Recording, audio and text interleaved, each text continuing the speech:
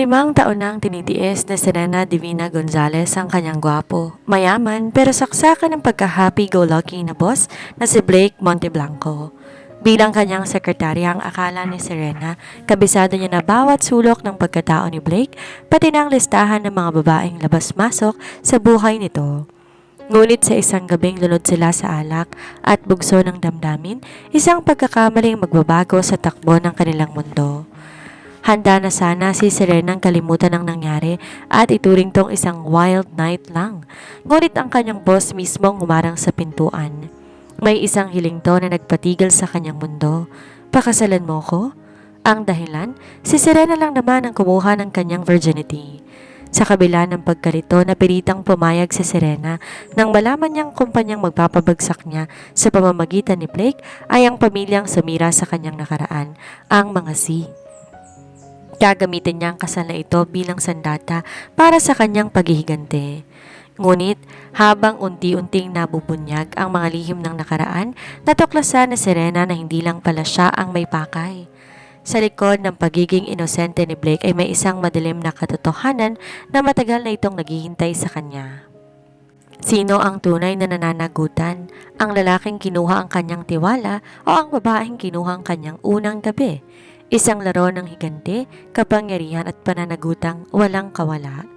Sabi nilang isang gabi ng pagkakamali, madaling ibaon sa limot. Pero paano kung ang gabing akala mo ay laro lamang, yun palang magtatali sa iyo sa isang kasunduang wala kang kawala. Magandang oras sa inyong lahat mga kaayasya. Ako ang inyong lingkod, Miss Sandra, at muli tayo maglalakbay sa isang mundong puno ng pag-ibig, lihim at matinding paghihigante. Ngayon, sisimulan na natin ang isang kwentong magpapatibok sa inyong mga puso at magpapainit sa inyong mga gabi.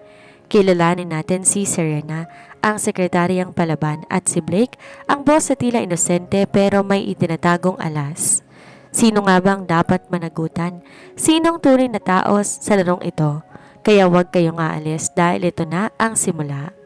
Dito lang yan sa inyong paboritong tambayan na mga kwentong may puso at tapang, ang Ayesha TV. Handa na ba kayo? Tara, makinig na tayo. Ang sakit ng ulo ni Serena Divina Gonzalez ay parang pinupukpok ng martilyo. Iyon ang huling beses na iinom siya ng mamahaling alak na libre ng kumpanya. Ngunit habang unti-unting bumabalik ang kanyang malay, napagtanto niyang hindi lang sakit ng ulo ang problema niya. May mabigat na braso na nakapulupot sa kanyang bewang at ang amoy ng mamahaling citrus at mask na babango ay masyadong pamilyar. Dahan-dahan niyang minulat ang mga mata, puti ang kisame, presidential suite ng Diamond Hotel. Dahan-dahan din niyang nilingon ang katabi niya.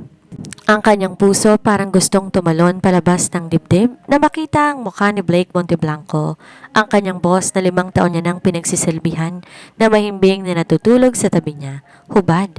Punyeta! Bulong ni Serena sa sarili. Maingat niyang inangat ang braso ni Blake. Parang ninja siyang gumapang palabas ng kama, pilit na hindi gumagawa ng ingay. Nakita niya ang kanyang cocktail dress na nakasabit sa paanan ng kama. Ang kanyang underwear ay nasa ibabaw ng lampshade at ang korbata ni Blake ay nasa carpet. Walang nangyari, Serena. Hindi to totoo. Isa tong masamang panaginip dulot ng sobrang trabaho. Pagkumbinsin niya sa sarili habang mabilis sinusuot ang damit. Akmang kukunin niya na ang kanyang bag para tumakas nang marinig niya ang pag-unat ng kama. Kung tatakas ka, siguraduhin mo, kinuha mo na lahat na ebidensya mo, Gonzales? Napatigil si Serena. Ang boses na iyon baritono, malamig at may bakas ng kapangyarihan. Lumingon siya at nakitang nakaupo na si Blake. Gulo-gulo ang buhok pero nananatiling gwapo. Bagay na kinaiinisa ni Serena. Sir Blake, good morning. Pilit ang ngiti ni Serena. Lasing tayo kagabi. Malaking pagkakamali ang lahat. Don't worry, professional ako. Itatapon kong memorya ng gabing to sa basurahan kasama ng mga resibo ng kumpanya. Hindi na mauulit. Inaasahan ni Serena na tatawa si Blake, magbibiro o kaya sasabihin, sige, back to work. Pero nanatiling seryosong lalaki. Tumayo to mula sa kama, balot lang ng puting kumot ang ibaba at lumapit sa kanya. Pagkakamali? Memorya sa basurahan? Tanong ni Blake. Huminto siya sa harap mismo ni Serena. Alam mo ba kung anong ginawa mo kagabi? Sir, pareho tayong may ginawa. Hindi, putol ni Blake. Ikaw ang nag-aya sa akin sa suite na to. Ikaw ang nag-lock ng pinto at ikaw ang kumuha sa akin. Natawa si Serena ng mabait. Come on, sir. 5 taon na kitang sekretarya. Alam mo ang track record ko. Ilang modelo at socialite ang labas-masok sa opisina mo. Huwag mo akong biruin na para bang ako ang unang nakahawak sa'yo. Biglang namula ang mga tenga ni Blake. Isang bagay na hindi pa nakikita ni Serena sa loob ng 5 taon. Yon ang akala nyo. Akala nyo dahil happy-go-lucky ako kung sino-sino ng kasiping ko? I am a conservative man, Serena. I was saving myself for the right woman o kahit man lang para sa babaeng hindi ako itatapon sa basurahan pagkatapos ng isang gabi. Nanlaki ang mga mata ni Serena. Wait, are you saying virgin ka pa kagabi? Oo, at kinuha mo yon? Sigaw ni Blake pero halatang may halong hiya. Hindi ako kalad-karing lalaki, Gonzales. May prinsipyo ko. Hindi ako nakikipag one-night stand lang. Sir, aksidente ang lahat? Walang aksidente sa batas ng mga Monteblanco, pagmamatigas ni Blake. Humakbang siya papalapit hanggang sa maramdaman ni Serena ang init ng katawan nito. Sinira mong plano ko para sa sarili ko? Pinagsamantalahan mo ang pagkalasing ko kaya ngayon may pananagutan ka sa akin. Pananagutan? Anong gusto mo? Bayaran kita? Magkano bang virginity ng isang CEO? Mayabang na hamon ni Serena kahit kinakabahan. Hindi ko kailangan ng pera mo. Mas mayaman ako sa'yo. Sagot ni Blake, sabay ngisi ng nakakaloko. Ang gusto ko, pakasalan mo ko. Panagutan mo ang ginawa mo sa akin? Ano? Nababaliw ka na ba? Seryoso ko, Serena Divina. You broke it, you bought it. Maganda ka dahil hindi kita tatantanan hanggat di mo na isusuot ang singsing na patunay na sa'yo nga ang lalaking ito. Tinalikuran siya ni Blake para pumasok sa banyo. Iniwan si Serena na tuliro, galit at higit sa lahat, naguguluhan kung paano ang isang tulad ni Blake Monteblanco ay naitagong pagiging inosente nito sa loob ng 3 dekada. Ngunit sa isip ni Serena, may isang bagay siyang sigurado. Hindi siya magpapakaliit sa laro ng kanyang boss. Buong araw na hindi mapakali si Serena sa kanyang desk. Tuwing dadaan si Blake na ngayon, bihis na bihis sa kanyang charcoal gray suit, nagtatama ang kanilang mga mata. Ngumingisi ang lalaki, isang ngisi na tila nagsasabi, yari ka sa akin. Serena, kape, yung matapang, yung kaya kong ipaglaban? Utos ni Blake sa intercom. Napairap si Serena. Coming, sir? Pagpasok niya sa opisina, hindi ang doble ng schedule ng mga meetings ang hinarap sa kanya ni Blake, kundi isang folder na kulay ginto. Ano to? Resignation paper ko? Tanong ni Serena. Marriage contract. Simpleng sagot ni Blake habang humihigop ng kape. I already talked to my lawyers. Mas mapapadali ang pagsasama natin kung pipirma ka na ngayon? Sir, hindi mo ba naiintindihan? Hindi kita pakakasalan dahil lang sa isang gabi.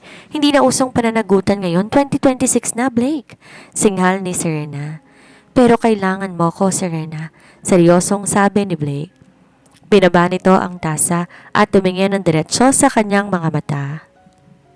Alam ko ang dahilan kung bakit ka nagtatrabaho ng gusto. Alam ko ang nangyari sa pamilya mo sa Batangas.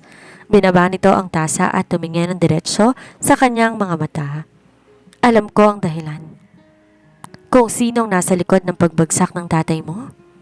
Napatigil si Serena. Ang kanyang ama ay matagumpay na negosyante hanggang sa ma-frame up ito ng isang kaso ng embezzlement na kinasangkutan ng mga C. Ano ang alam mo? Binunyag na ako ng mga magulang mo na magpakasal kay Verona C. Next week ang announcement ng engagement namin. Pagbubunyag ni Blake. Parang binuhusan ng malamig na tubig si Serena. Si Victoria C. Veronica, ang babaeng spoiled brat na naging mitsa ng pagkakasakit ng kanyang ama dahil sa kahihiyan. Kung magpapakasal ako sa kanya, ang pamilya C, sila ang magiging pinakamakapangyarihan sa industriya. Pero kung magpapakasal ako sa'yo, lumapit si Blake, hinawakan ang kamay ni Serena. Hindi lang natin sila mapipigilan, mabibigyan pa kita ng kapangyarihan para pabagsakin sila mula sa loob. Gagamitin mo ko, gagamitin kita, at sa huli, pananagutan mo pa rin ang pagkakasala mo sa akin. Tumitig si Serena sa kontrata. Ang galit sa puso niya ay para sa mga C, mas matindi kaysa sa inis niya kay Blake. Gagamitin kita para makaganti? Tanong ni Serena. O kahit gawin mo pa akong punching bag matapos nating manalo. Biro ni Blake, pero may kakaibang kislap sa kanyang mga mata. Kinuha ni Serena ang ballpen. Sa isang mabilis na galaw, nilagdaan niya ang papel. Fine, magpapakasal tayo. Pero wag kang aasa na magiging masunuring asawa ko, Blake Monteblanco. I don't want a submissive wife, Serena. Bulong ni Blake sa kanyang tenga, sapat na para kilabutan siya. Gusto ko ang palaban. At kagabi na patunayan kong nakapakalaban mo. Lumabas si Serena ng opisina, nag-aapoy ang pisngi. Hindi niya alam kung tama ba ang pinasok niya. Ang plano niya gamitin ng lalaki para sa kanyang paghihiganti. Pero sa titig ni Blake ay tila may ibang plano to para sa kanya. Isang planong hindi lang basta pananagutan ng habol, hindi naging magarbong kasal. Isang mabilis na civil ceremony lamang ang naganap. Sapat na para maging legal ang lahat bago pa man makaporma ang mga C. Ngunit kahit walang dambana at puting belo, ang tensyon sa pagitan ni Serena at Blake ay mas matindi pa sa sikat ng araw sa tanghali. Pagdating sa penthouse ni Blake, dire-diretsyong pumasok si Serena. Inihagis ang kanyang mga gamit sa sofa. Sa guest room ako matutulog, deklara ni Serena habang hindi tumitingin sa asawa. Wait, Mrs. Monteblanco? Pigil ni Blake. Hinuli ang kanyang braso at dahan-dahang hinila siya pabalik. Anong guest room? Mag-asawa na tayo. At tandaan mo may utang ka pa sa akin? Hinarap siya ni Serena, ang kanyang mga mata nag-aapoy. Blake, pinakasalan kita para sa higante. Hindi para maging tagapainit ng kama mo gabi-gabi. Yung nangyari sa hotel, isang malaking pagkakamali lang yon na kailangan kong panagutan. Pero di ibig sabihin nun may unlimited access ka na sa akin. Natawa ng bahagya si Blake. Ang kanyang kamay dahan-dahang lumipat sa bewang ni Serena. Unlimited access? Masyado ka namang advance mag-isip, Serena. Pero hindi ba't mas magiging kapanipaniwala ang paghihiganti natin kung iisipin ang lahat, lalo na ni Veronica na baliw na tayo sa isa't isa? Kaya natin magpanggap sa harap ng kamera. Pero dito sa loob ng bahay na to, magkanya-kanya tayo. Matigas na sagot ni Serena. O talaga? Hamon ni Blake. Nilapit ang kanyang mukha, sapat na para maramdaman ni Serena ang mainit nitong hininga. Paano kung sabihin ko sa iyo na ang mga C ay darating sa charity gala bukas at doon, kailangan makita na nila ang virgin na boss mo ay tuluyan mo ng napaamo? Napakapit si Serena sa dibdib ni Blake. Ang amoy ng lalaki ay tila nanunukso sa kanyang mga alaala nung gabing yon sa hotel. Ang mga haplos, ang mga bulong at ang katotohanan na siya ang una nito. Huwag mong gamitin ang virginity card mo sa akin, Blake. Hindi ako nadadala sa ganyan. Pagmamatigas niya kahit ang totoo, mabilis na ang tibok ng kanyang puso. Hindi card ang ginagamit ko, Serena. Ang ginagamit ko ay ang katotohanan. Seryosong sabi ni Blake.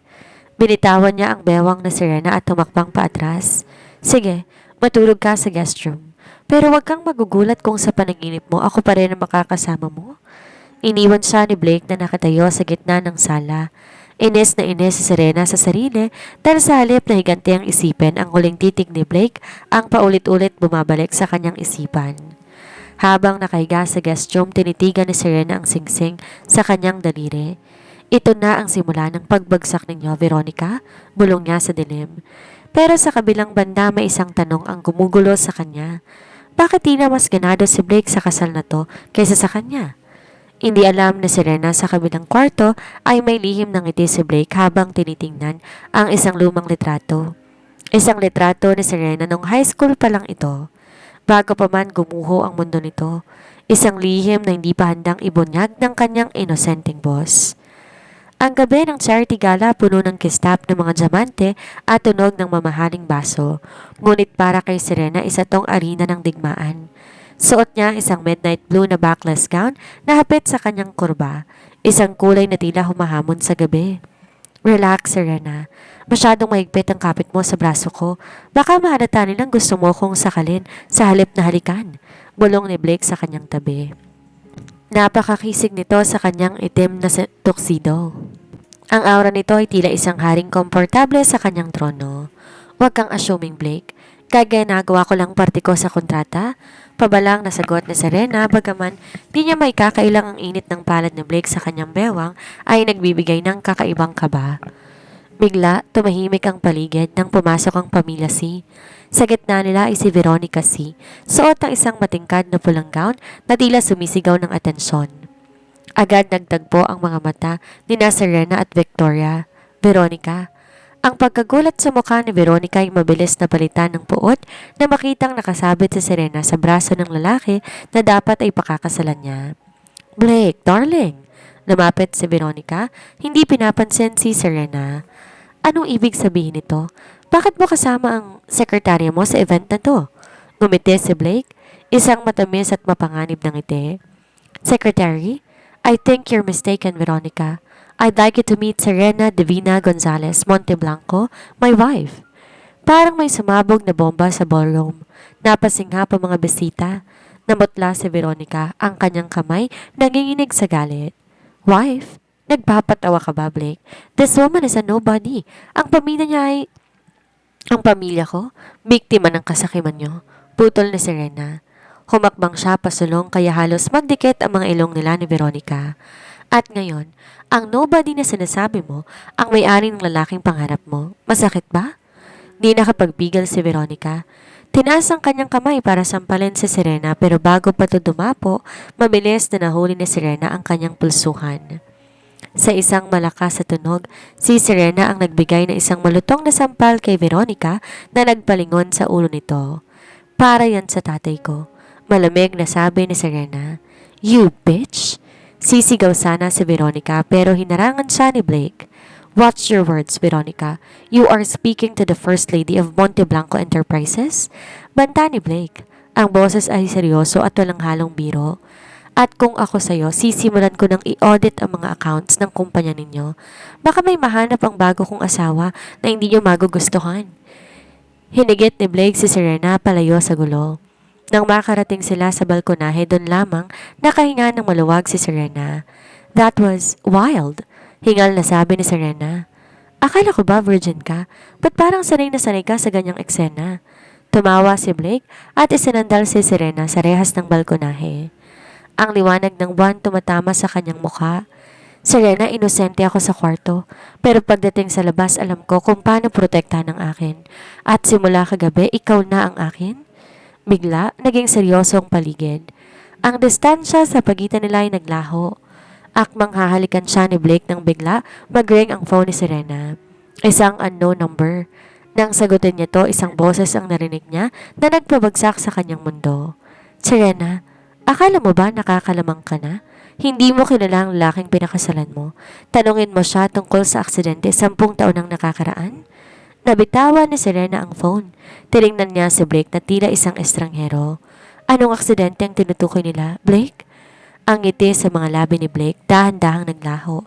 Pinalitan na isang ekspresyong puno ng lihim. Nanatiling tahimik si Blake.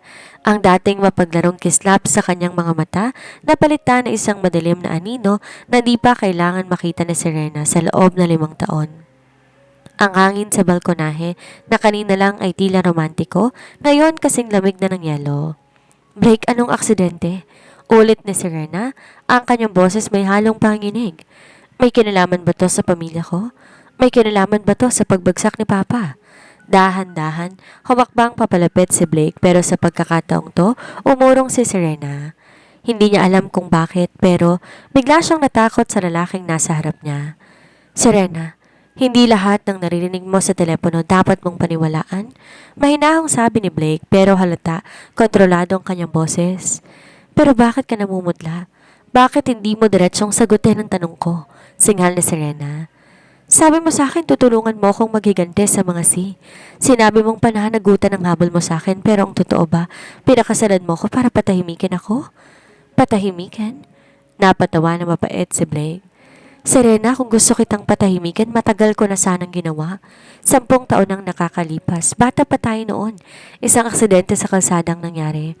Ang sasakyan ng mga Monteblanco at ang sasakyan ng mga Gonzales. Napaatras si Serena hanggang tumamang kanyang likod sa malamig na pader.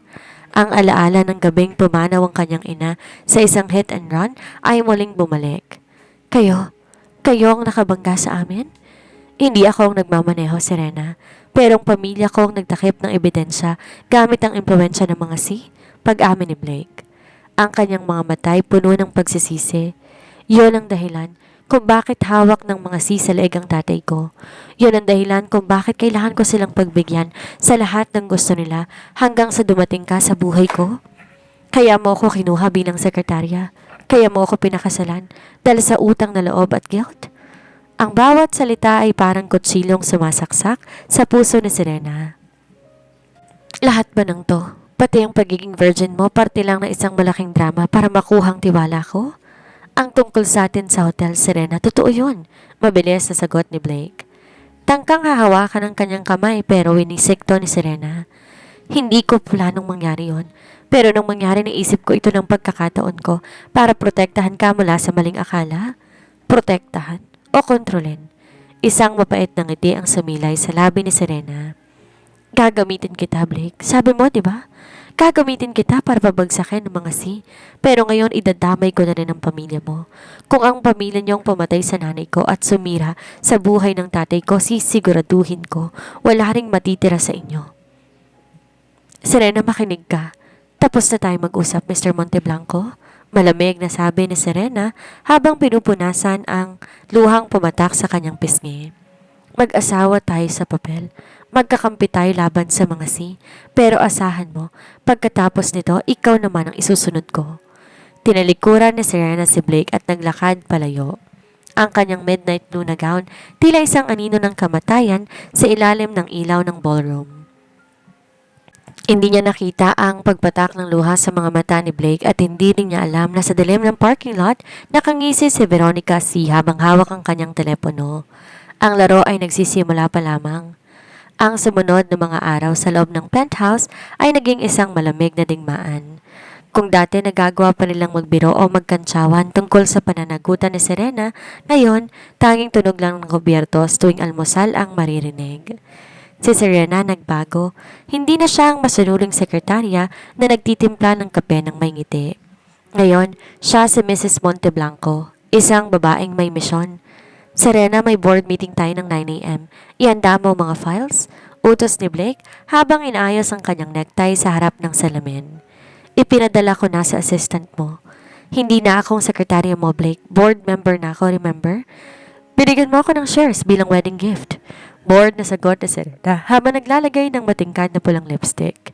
Hinarap siya ni Blake. Halata ang pagod sa mga mata nito, ngunit nanatili ang otoridad sa kanyang tindig. Serena, kailangan natin magkaisa sa harap ng board. Alam na ni Veronica ang may lamat tayo. Sinubukan nilang bawiin ang merger project.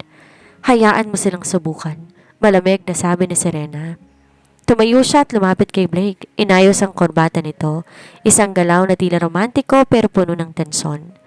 Gagawin ko ang trabaho ko para pabagsakin ng mga Pero wag mong asahang gagawin ko yun para sa'yo o para sa kumpanya mo. Ginagawa ko to para sa hustisya. Hanggang kailan mo ba ako paparusahan, Serena? Bulong ni Blake. Ang kanyang mga kamay ay dahan-dahang humahawak sa bewang ni Serena. Pilit kumukuha ng init. Inamin ko ng lahat. Sinubukan kong itamang mali ng pamilya ko. Ang buhay ng nanay ko hindi maitatama ng isang pirasong singsing at marriage contract, Blake. Mariing sagot ni Serena bago siya kumawala sa hawak nito. Pagdating sa opisina, tila mga buitreng naghihintay ang mga board members. Kasama ng tatay ni Veronica na si Mr. Ricardo C. Congratulations on the wedding, Blake. Napakabilis naman. Akala namin negosyong prioridad mo, yun pala, pakikipagromansa sa empleyado mo. Pang-uuyam na Ricardo C. Ngumisi si Serena bago pa man makasagot si Blake.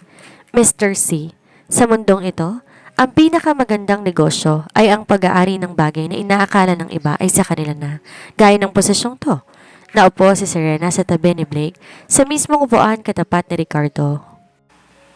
Nagsimula ang meeting at doon ipinakita ni Serena ang kanyang wild side sa corporate world.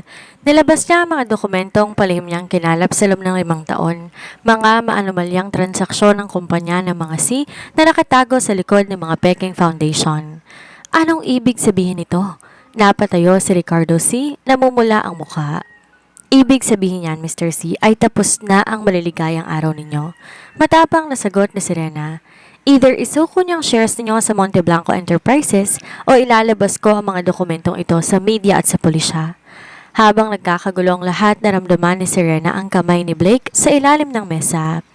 Pinisil nito ang kanyang kamay di bilang asawa, kundi bilang isang kakampi. Pero sa gitna ng tagumpay na yon, isang text message ang natanggap ni Serena mula sa isang dummy account. Galing mo, Serena. Pero alam mo ba na ang virginity ni Blake ay hindi lang isang simpleng kwento? Itanong mo sa kanya kung nasa ng video ng wild night nyo sa hotel. Baka magulat ka kung sino talagang kumuha nun. Napatitig si Serena kay Blake. Ang lalaking akala niya inosente, may tinatago pa rin bang alas na pwedeng sumira sa kanya? Ang panginginig ng mga kamay ni Serena ay hindi dahil sa kaba sa harap ng mga sikong, di dahil sa puot na nararamdaman niya habang binabasa ang text. Tiningnan niya ang kanyang asawa. Si Blake ay abala sa pakikipag-argumento sa mga board members. Mukhang seryoso at determinadong protektahan ang kanilang posisyon. Video? Isang video ng gabing yon?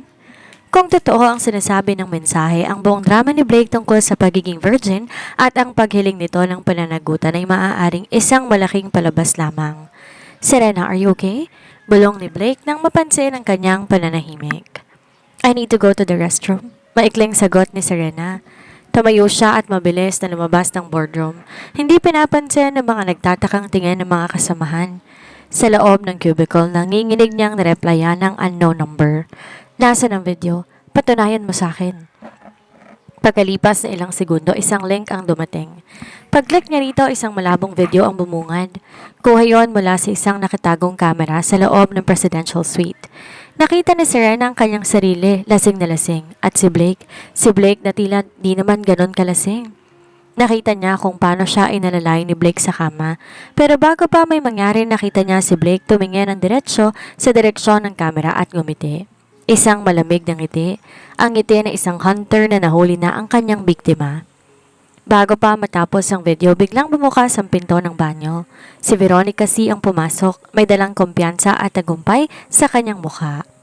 Nagustuhan mo ba ang pinanood mo, Mrs. Monteblanco? Pang-uyam ni Veronica habang nag-aayos ng kanyang buhok sa salamin. Hinarap siya ni Serena, pilit na itinatago ang kanyang panghihina. Ikaw ang nagpapadala nito. Of course, gusto ko lang namang malaman mo na ang virgin mong asawa matagal ka ng pinaplano. Tumawa si Veronica. 10 taon na siyang sinusundan ng guilt, Serena. At nang malaman niyang ikaw ang anak ng lalaking sinilal nila, gumawa siya ng paraan para itali ka sa kanya. Ang gabing yon, set up lahat yon. Inutusan niya akong kumuha ng video para kung sakaling tumanggi ka sa kasal, may alas siya laban sa'yo. Bakit mo ito sinasabi sa akin ngayon? Hindi ba't kakampi mo ang pamilya niya? Tanong ni Serena. Dahil ayoko sa'yo. At ayoko rin kay Blake pagkatapos niya ako ipahiya sa harap ng lahat. Sagot ni Veronica. Gusto kong makita kung paano kayong magsisiraan. Mas masaya yon, di ba? Lumabas si Serena ng banyo na parang isang estatwa. Ang bawat takbang niya pabalik sa boardroom puno ng bigat. Pagpasok niya katatapos lang ng meeting at paalis na ang mga board members. Si Blake nakatayo sa tabi ng bintana, tila malalim ang iniisip. Serena, napanalo natin ang boto. Aalis na ang mga sisa board. Pak! Isang malakas sa sampal ang nagpalingon sa mukha ni Blake. Serena, what's wrong? Gulat na tanong ni Blake habang inahawakan ng kanyang pisngi. You liar! Sigaw ni Serena. Ang kanyang mga mata puno ng luha. Ang video, Blake. Nakita ko ang video. Nakita ko kung paano kang umiti sa camera. Lahat ba to plano mo? Ang pagiging virgin mo, ang pagpapakasal sa akin, lahat ba ito? Para lang siguraduhin na hindi ako magsasalita tungkol sa ginawa ng pamilya mo sa nanay ko? Natigilan si Blake. Ang kanyang katahimikan ay sapat ng kumpirmasyon para kay Serena. Serena, let me explain. Explain what? Na pinaglaruan mong buhay ko? Na ginamit mo ang kahinaan ko? Humakbang paatras si Serena. Pinagkatiwalaan kita, Blake. Akala ko totoong lahat pero mas masahol ka pa pala sa mga Serena, please. Huwag mo kong lalapitan. Banta ni Serena habang dinuduro ang asawa. Mag-asawa tayo sa papel, Blake. Pananagutan ko ang kasal na to dahil kailangan kong kapangyarihan mo. Pero mula sa sandaling to, patay na ang kahit anong nararamdaman ko para sa'yo. Gagamitin kita hanggang sa mawalang lahat sa'yo, gaya ng ginawa ninyo sa pamilya ko. Tinalikuran ni Serena si Blake. Iniwan ang lalaking dati niyang tinuring na boss at asawa na ngayon wala nang ibang makita kundi ang pagkawasak ng kanyang sariling mga plano. Ang penthouse na dati simbolo ng karangyaan ay naging isang malamig na bilangguan para kay Serena. Hindi siya umalis. Bakit siyang aalis? Siya ang legal na asawa at ayon sa kontrata, kalahati ng ari-arian ni Blake ay sa kanya na. Kung impyernong gusto ni Blake, ibibigay niya to dito ng may kasamang ngiti. Pagdating ng gabi, nadatna ni Serena si Blake sa sala. May hawak na baso ng scotch at nakatingin sa kawalan. Hindi ka pa natutulog? Malamig na tanong ni Serena habang nilalagpasan ito. Serena, tungkol sa video. Totoo, ako ang nagpalagay ng kamera? Pag-amin ni Blake sa paos na boses. Pero hindi para i-blackmail ka. Pinasa ko si Veronica sa plano dahil alam kong siya ang maglalabas nun sa'yo. Gusto kong malaman mo ang lahat mula sa kanya para magalit ka sa akin. Napatigil si Serena at lumingon na may halong pandidiri. Anong klaseng baluktot na lohi ka yan, Blake? Gusto mo magalit ako sa'yo? Dahil hindi ko kayang sabihin ng diretsyo ang tungkol sa aksidente. 10 taon ang nakakalipas. Tumayo si Blake, medyo pasuray dahil sa alak. Araw-araw kitang nakikita sa opisina, Serena. Araw-araw akong kinakain ng konsensya ko dahil alam ko, pamilya kong pumatay sa nanay mo. Naisip ko kung magagalit ka sa akin, baka mas madali mong magamit ang yaman ko para sa hustisyang gusto mo. So, bayad puri lahat ng to. Ang pagpapakasal mo sa akin para lang gumaan ang loob mo? Humakbang palapit si Serena, ang kanyang mga mata nanunuri, at ang virginity mo. Kasama ba yun sa script para magmukha kang inosente? Napayo ko si Blake. Yun lang ang totoo sa lahat, Serena. Ikaw lang talaga ang kaisa-isang babaeng hinawakan ko ng ganon. Hindi yun script. Yun lang ang tayong bagay na di ko kailangan dayain. Ilang sandali ng katahimikan ang namayani. Gustong maniwala ni Serena pero ang sakit ng pagtatraidor ay mas matindi kaysa anumang pag-amin. Hindi sapat lang sorry, Blake, sabi ni Serena. Bukas ililipat mo sa pangalan ko ang control sa Monte Blanco Shipping Lines. Yun ang kumpanyang ginamit niya para itago ang ebidensya ng aksidente, di ba?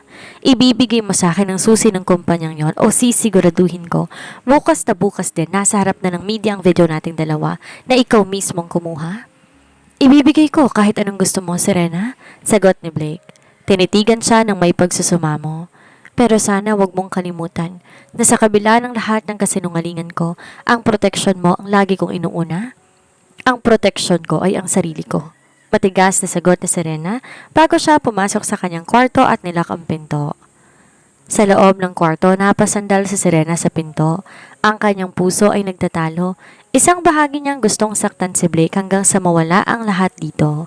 Pero isang bahagi niyang di makalimot sa init ng yakap nito nung gabing akala niya'y totoo ang lahat. Kinabukasan, isang sorpresa ang bumungad sa kanila sa balita. Ang mga hindi basta-basta sumusuko. Isang malaking kaso ng fraud ang isinampa laban sa Monte Blanco Enterprises. At ang pangunahing testigo nila, ang sariling ama ni Blake. Nagtraidor ang pamilya ni Blake sa kanya para lang isalba ang sarili nilang balat. Ngayon, hindi lang si Serena ang kaaway ni Blake, kundi ang buong mundo. Ang balita, parang wildfire na tumupok sa reputasyon ng mga Monte Blanco sa loob lamang na isang gabi. Sa bawat news channel ang mukha ni Blake nakapaskil, kaakibat ng mga salitang fraud, embezzlement at conspiracy. Pero ang pinakamasakit na dago kay ang interview ng sarili niyang ama, si Don Alberto Monteblanco, na itinuturo si Blake bilang utak ng lahat ng ilegal na transaksyon ng kumpanya. Plano nila to, bulong ni Serena habang nakatitig sa TV screen sa loob ng penthouse. Ginamit ng mga ang tatay mo para gawin kang sacrificial lamb. Si Blake ay nakaupo sa sahig, sa tabi ng bintana, tila nawalan na ng lakas. Ang kanyang kurbata maluwag na at ang kanyang mga mata walang buhay. Inaasahan ko na to. Alam ni Papa na oras na malipat sa iyong shipping lines, lalabas ang katotohanan tungkol sa aksidente, 10 taon nang nakakalipas. Pinili niyang ilaglag ako kaysa mabulok siya sa kulungan. Lumapit si Serena sa kanya. Ito na ang pagkakataong hinihintay niya, ang pagbagsak ni Blake. Pero bakit imbes na magdiwang may kung anong kumukurot sa kanyang dibdib? Bakit di ka lumaban? Tanong ni Serena. May mga dokumento tayo laban sa mga May hawak akong ebidensya? Dahil kung ilalabas ko yun, madadamay ka. Lumingon si Blake sa kanya. Isang malungkot na ngiti ang sumilay sa kanyang labi. Asawa kita, Serena. Sa mata ng batas kasabot ka. Kapag bumagsak ako, gusto ko manatili kang nakatayo. Binigay ko na sa'yo lahat ng shares ko kagabi. Clean record ka. Ikaw na lang ang natitirang Monte Blanco na walang bahid. Nabitawan ni Serena ang kanyang phone. Ginawa mo yon para iligtas ako? Yun ang pananagutan ko, Serena. Tumayo si Blake nang may panginginig. Nakuha ko ang virginity mo sa isang gabing puno ng pagkakamali. Pero nakuha mo naman ang buhay ko sa loob ng 5 taon. Sapat na yon para ibigay ko sa iyong lahat, kahit ang kalayaan ko. Bigla, bumukas ng malakas ang pinto ng penthouse. Pumasok ang mga pulis kasama si Veronica C. na may suot na mapang-uyam ng ngiti. Blake Monteblanco, you are under arrest for corporate fraud and falsification of documents, deklara ng opisyal. Wait! Sigaw ni Serena. Humarang siya sa harap ni Blake. Hindi niya ginawa yon. Ang mga siyang may gawa ng lahat. Save it, Serena. Tumawa si Veronica. Ang tatay mismo ni Blake ang nagbigay ng testimonya. Wala ka nang magagawa. Isasama na namin ang asawa mo sa impyerno. Bago pa man mabitbit ng mga polis si Blake, hinawakan niya ang pisngi ni Serena at tinalikan to sa noo. Isang halik na puno ng paalam. Gamitin mo ang kumpanya, Serena. Gamitin mo lahat ng iniwan ko para durugin sila. Do it for your mother. Pinanood ni Serena kung paano pusasan ang lalaking kinasusuklaman niya. Ang lalaking nagnakaw ng kanyang unang gabi at ang lalaking sa hindi niya maipaliwanag na dahilan ay tila naging kakampi niya sa gitna ng digmaan. Nang maiwan siyang mag-isa sa malawak na penthouse, tiningnan ni Serena ang wedding ring sa kanyang daliri. Ang kanyang wild na planong paghihiganti ay nagtagumpay. Pero bakit pakiramdam niya siya ang talunan? Kinuha niya ang kanyang laptop. Kung akala ng mga C at ni Don Alberto tapos na ang lahat, nagkakamali sila. Hindi niyo pa nakikita ang wild side ni Serena Divina Gonzalez Monteblanco? Bulong niya sa sarili habang nagsisimulang i-upload ang tunay na ebidensya. Sa loob ng 3 araw, hindi natulog si Serena. Ang penthouse na dati silid ng tensyon na break, ngayon naging war room. Sa harap niya ay may 3 monitor, mga tambak na dokumentong kinuha niya mula sa sekretong vault ng Monteblanco Shipping Lines at ang kaisa-isang alas na hindi naasahan ng mga C. Ang video ng wild night nila ni Blake. Ngunit hindi niya yon ilalabas para sa isang eskandalo. Gagamitin niya iyon para sa hustisya. Akala niyo ba, ganun lang kadali yon? Bulong ni Serena habang tinitingnan ang litrato ni Ricardo C. at Don Alberto na nagdiriwang sa isang headline ng pahayagan. Sa tulong ng kanyang mga koneksyon bilang dating top-tier secretary, natunton ni Serena ang money trail na hindi nahanap ng mga pulis. Ang mga C ay naglipat ng pondo patungo sa isang offshore account sa Cayman Islands gamit ang pangalan ni Don Roberto. Ngunit ang pirma ay pineke. Ginamit nila ang pirma ni Blake. Habang nasa kulungan si Blake, si Serena naman sumugod sa opisina ng Department of Justice. Hindi siya nagmakaawa. Pumasok siya doon bitbit ang otoridad na isang babaeng wala nang kinatatakutan. I am Serena Divina Gonzalez Monteblanco at narito ako para maghain ng countercharge laban kay Ricardo C. at Alberto Monteblanco. Matapang niyang pahayag sa harap ng mga prosecutor. Mrs. Monteblanco, mabigat ang testimonya ng biyanan mo laban sa asawa mo, wika na isang prosecutor. Ang testimonya niya kasing peke ng konsensya niya, sagot ni Serena. Nilatag niya ang mga ebidensya ng hit and run 10 taon nang nakakalipas. Ang lahat ng ito ang fraud and embezzlement, nagsimula sa pagtatakip na isang krimen. At ito ang video na magpapatunay na si Blake Monteblanco, biktima ng blackmail ng sarili niyang pamilya at ng mga C. Pinakita niya ang video sa hotel suite. Hindi ang bahaging wild, kundi ang bahagi kung saan pumasok si Veronica sa kwarto habang tulog sila at narinig sa audio ang pag-uusap nito sa kanyang tatay tungkol sa pagtali kay Blake para dito magsalita tungkol sa aksidente sa Batangas. Samantala, sa loob ng kulungan, binisita ni Veronica si Blake. Kawawa ka naman, Blake. Iniwan ka na ng palaban mong asawa. Sigurado ako nasa ibang bansa na yon, dala ang mga shares na binigay mo sa kanya. Panguuyam ni Veronica sa likod ng rehas. Ngumiti si Blake, isang matamis at tiyak ng ngiti. Hindi mo kilala si Serena, Veronica. Siya ang babaeng naka-virgin sa akin, hindi nang sa katawan, kundi pati sa tiwala at kapag siya ang lumaban, sisiguraduhin niyang walang matitira sa inyo. Eksaktong pagkatapos sabihin niyo ni Blake, bumukas ang pinto ng visitation room. Pumasok ang mga operatiba ng NBI, ngunit hindi si Blake ang kanilang kinuha. Veronica C., you are under arrest for conspiracy to commit fraud and obstruction of justice, deklara ng opisyal. Namutla si Veronica. Ano? Hindi maaari. Nasaan si Papa? Ang papa mo ay kasalukuyan ang hinuhuli sa opisina niya. Isang boses mula sa likuran ang nagsalita. Pumasok si Serena suot ng isang power suit na kulay itim. Ang kanyang mga mata nag-aapoy sa tagumpay. Lumapit siya kay Veronica at binigyan to ng isang malamig na tingin. Sabi ko sa iyo, Veronica, huwag mong kakalabanin ang isang babaeng may pananagutan sa kanyang nakaraan. Bulong ni Serena. Tapos na ang laro at sa pagkakataong to, ako ang panalo? Nang mailabas si Veronica, naiwan sina Serena at Blake na nagkakatitigan sa pagitan ng mga rehas. Serena, sambit ni Blake, ang kanyang boses ay puno ng emosyon. Huwag kang mag-alala, Blake. Inayos ko ng piyansa mo. Sabi ni Serena, pilit pinapanatili ang kanyang poker face. Pero wag mong isipin na dahil niligtas kita, ayos na tayo. May 12 kabanata ang kwentong to at nasa 10 pa lang tayo. Tumawa ng mahina si Blake. Kahit ilan pang kabanata, Serena, handa akong maghintay. Paglabas ni Blake sa kulungan, hindi isang magarbong salubong ang naghihintay sa kanya. Tanging si Serena lang ang nakatayo sa labas ng gate. Suot ang kanyang shades at ang aura ng isang babaeng nagmamayari na ng mundo. Walang yakap, walang halik. Isang malamig na, sumakay ka na, ang lumabas sa mga labi nito. Dinala siya ni Serena sa isang lugar na hindi niya inaasahan. Sa puntod ng ina ni Serena sa Batangas. Dito nagsimula ang lahat, di ba? Panimula ni Serena habang nakatitig sa marmol na lapida.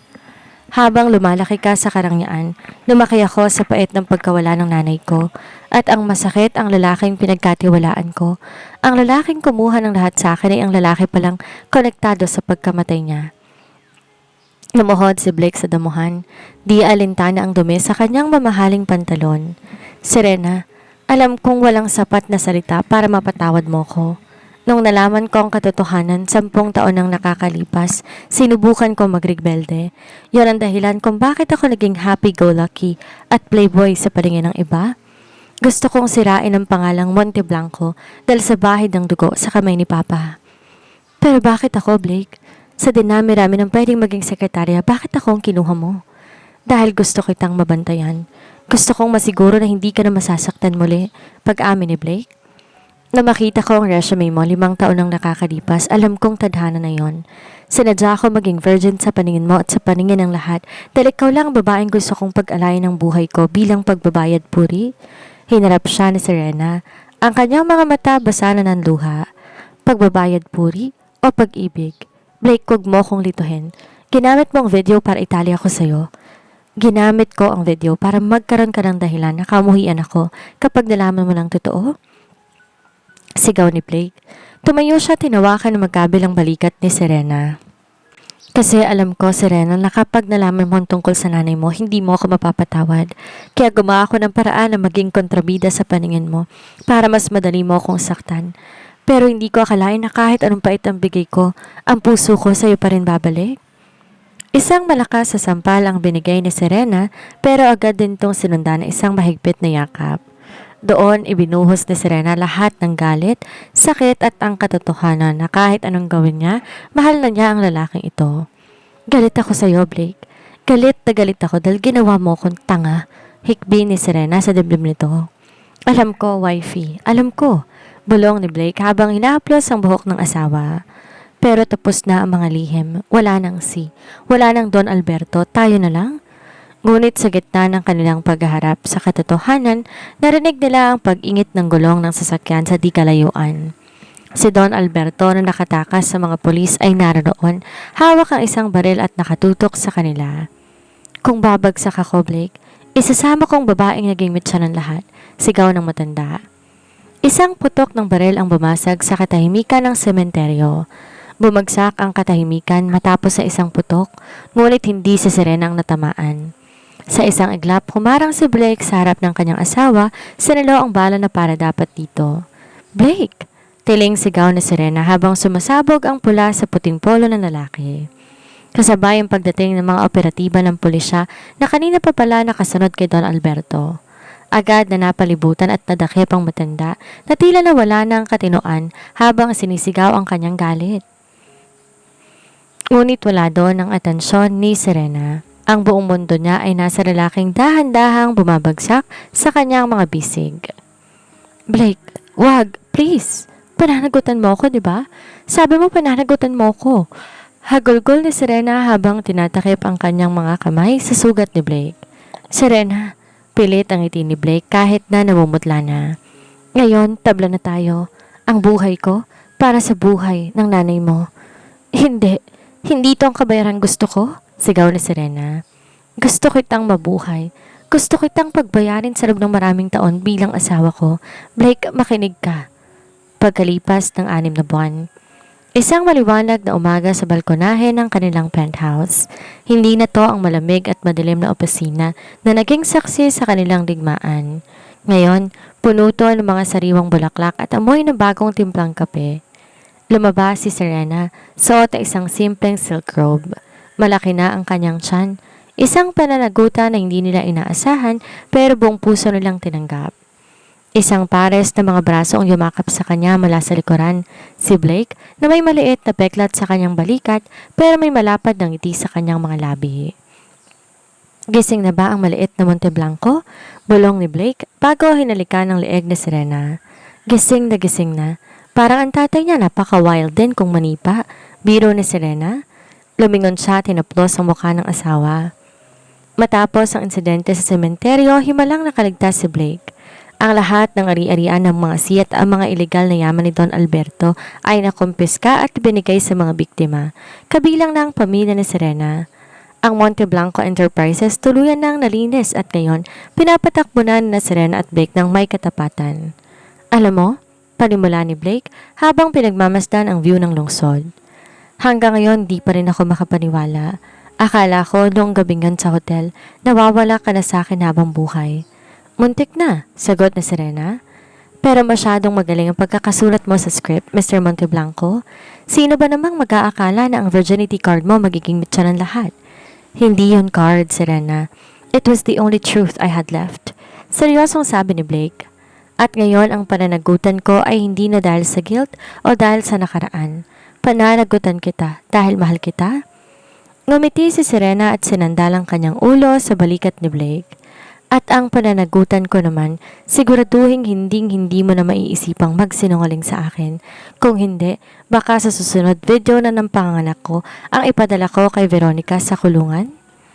Natawa ng malakas si Blake at hinilang asawa para sa isang matamis at matagal na halik. Mula sa isang wild night na puno ng lihim hanggang sa isang kasal na puno ng higante, nahanap ni na Serena at Blake ang isang bagay na mas totoo kaysa anumang kontrata. Ang pananagutan na magmahalan hanggang sa dulo. Blake, nasaan ang gatas ni Third? Sigaw ni Serena mula sa nursery. Mabilis na nagtatakbo si Blake Monteblanco. Ang dating kinatatakutang CEO na ngayon ay may nakasukbit na baby carrier at may mancha ng baby powder sa kanyang mamahaling t-shirt. Eto na, wifey. Mainit-init pa? Parang pagmamahal ko sa'yo. Inabot ni Serena ang bote at pinadede ang kanilang panganay na si Blake III. Napabuntong hininga siya habang minamasdan ng asawa. 5 taon nang nakalipas, Blake, pero bakit parang mas naging alagaga ka pa kaysa nung hinahabol tayo ng mga pulis? Dahil mas nakakatakot ang iyak ni Third kaysa sa kahit anong fraud kay Serena? Biro ni Blake sabay upo sa tabi niya. Hinaplos niya ang buhok ng asawa. Tsaka gusto kong bawiin lahat ng taon na wala ako para sa'yo. Nang makatulog ang sanggol, dahan-dahan silang lumabas ng kwarto. Hinila na Serena si Blake patungo sa kanilang balkonahe, ang lugar kung saan maraming lihim ang nabunyag noon. Ngunit ngayon ang tanging dala nila ay 2 baso ng wine at ang katahimikan ng gabi. Naalala mo pa ba? Panunokso ni Serena habang sumasandal sa rehas. Iyong sinabi mo na hindi ka kaladkaring lalaki dahil ikaw naka-virgin dito? Namula ang mga tenga ni Blake. Isang bagay na tanging si Serena lang ang nakakagawa sa kanya. Serena, wag mo nga ipaalala yun. Masyado akong desperado noon na itali ka sa akin. Pero effective, 'di ba? Tumawa si Serena. Kinuha mo lahat ng lakas ko sa paghihigante at pinalitan mo ng pamilya. Bigla, seryosong tumingin si Blake kay Serena. Nilapag niya ang baso at tinawakan ng kamay ng asawa. Serena, salamat.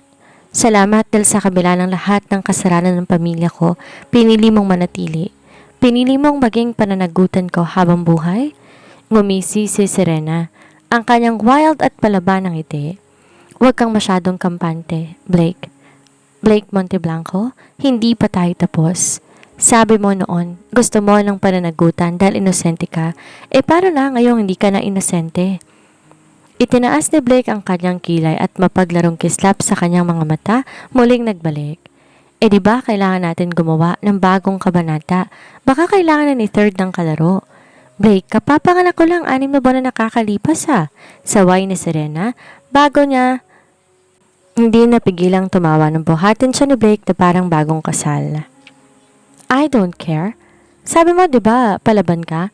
Let's see if you can handle the new and improved Blake Monteblanco. Bulong ni Blake sa kanyang tenga. Sa ilalim ng liwanag ng buwan, sa gitna ng karangyaan at ng masayang ingay ng kanilang tahanan, napatunayan ni na Serena at Blake na ang tunay na wild night ay hindi yung puno ng alak at pagkakamali, kundi ang bawat gabing pinili nilang mahalin ang isa't isa.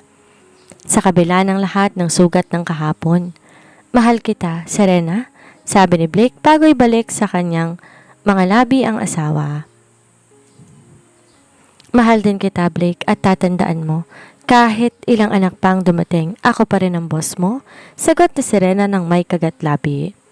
At doon, muling nagsimula ang isang gabi na tanging silang dalawa lang ang nakakaalam ng dulo.